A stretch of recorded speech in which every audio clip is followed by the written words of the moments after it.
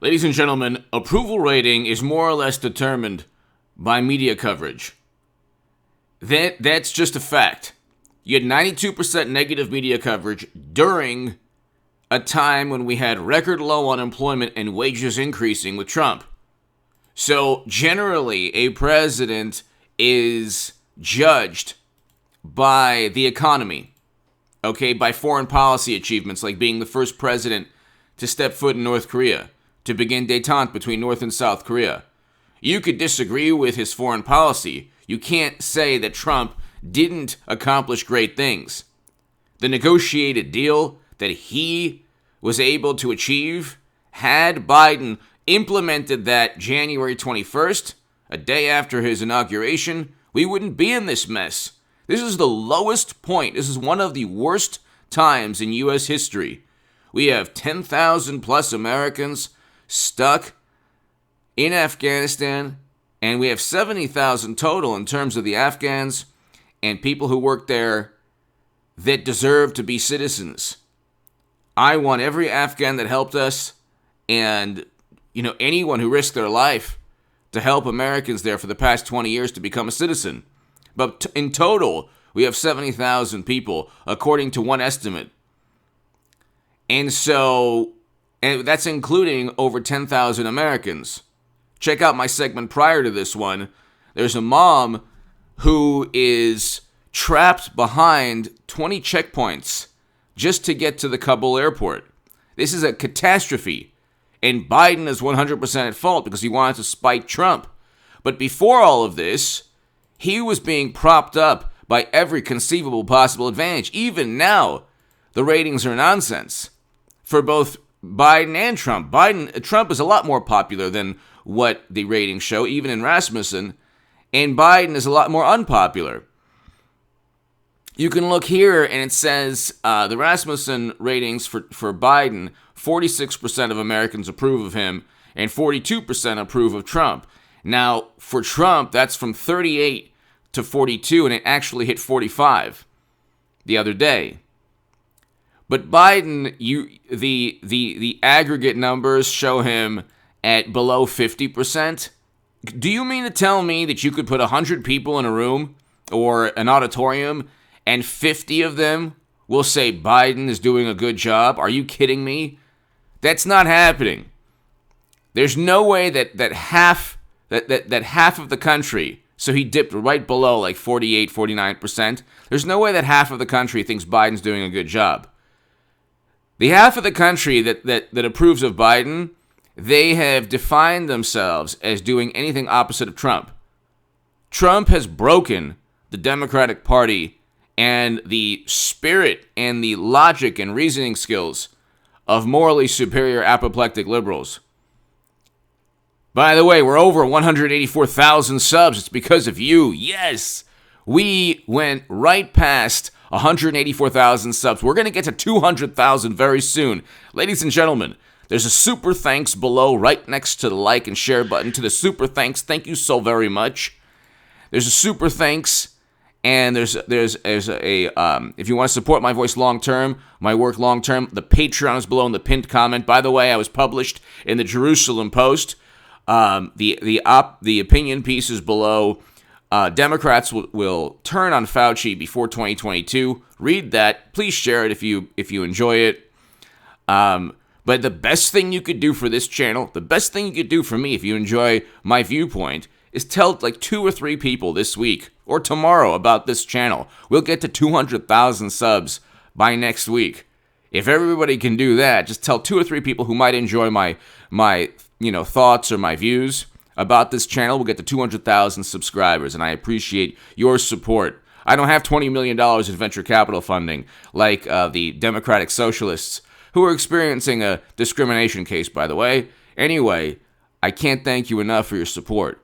But ladies and gentlemen, Biden has all of these publications and networks that have simultaneously propped him up and opposed Trump for 4 years.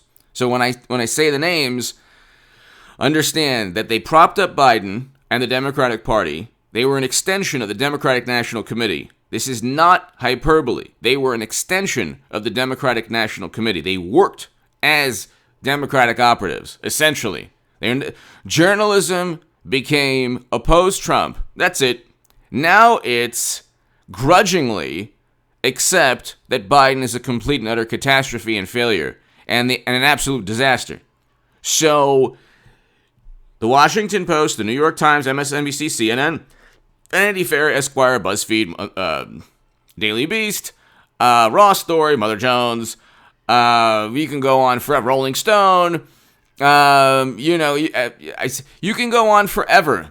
You can go on forever. Pretty much ABC, NBC, CBS. You could pretty much almost every, and even a lot of Fox News. Democrats still think Fox News is the Fox News in the 90s or the early 2000s. No, there are people who don't like Trump there. There's nobody that really dislikes Biden at MSNBC or CNN. They're grudgingly criticizing him, and they feel bad for it, but they have to. But Biden is a special kind of failure. Mashed potato brains lost even CNN and MSNBC. These are ideologues. Okay, Biden is such an inept, incompetent mashed potato that he lost extreme ideologues on the left. Like, they're saying, okay, he really messed up. There's no way to spin this. And they're actually upset. It's interesting to see the patriotism still left, or at least the logical and critical thinking skills still left within Democrats who want to completely rewrite American history to suit their own interests, by the way. They don't look at the founding fathers in the way they do President Obama, who turned Libya into a failed state where human beings are being bought and sold because of Obama's foreign policy and Clinton and Biden's foreign policy. Interesting enough. Let's look at Biden's track record.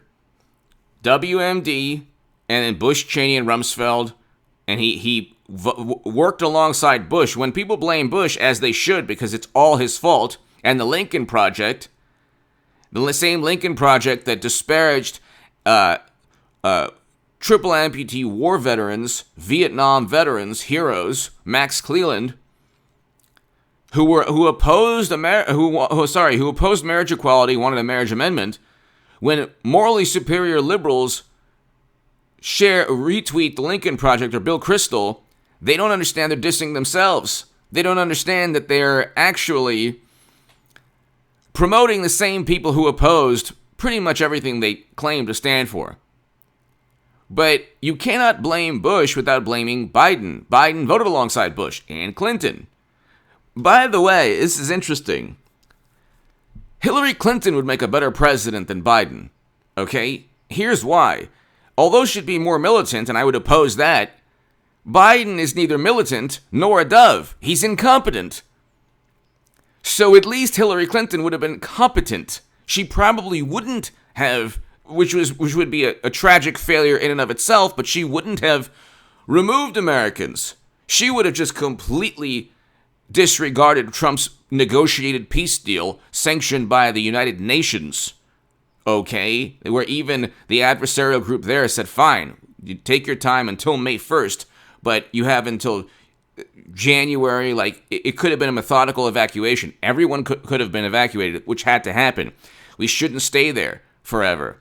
There's no way to win a counterinsurgency conflict. It was 20 years. We could stay there 200 years. It wouldn't change. But Hillary Clinton would have been like a better leader than Biden. Why? Could you imagine anyone telling her what to do? Biden is told what to do. He doesn't know what's going on. Okay? The man is not, there's no initiative in him. There's no, he is basically a media creation. Okay? Nobody woke up even 2 years ago during the height of Trump paranoia among Democrats saying, gosh, Biden would make a fantastic president. This man was anointed. And now, because there was no meritocracy in the manner in which Democrats, either their primary, we know when they cheated Bernie Sanders, they don't believe in meritocracy. Because you got somebody who was just propped up and anointed by media, now his failures in life, are are there for everyone to see, and his approval is tanking now because of it. Give me your thoughts below. Hit subscribe right now. I'll have a live stream later tonight.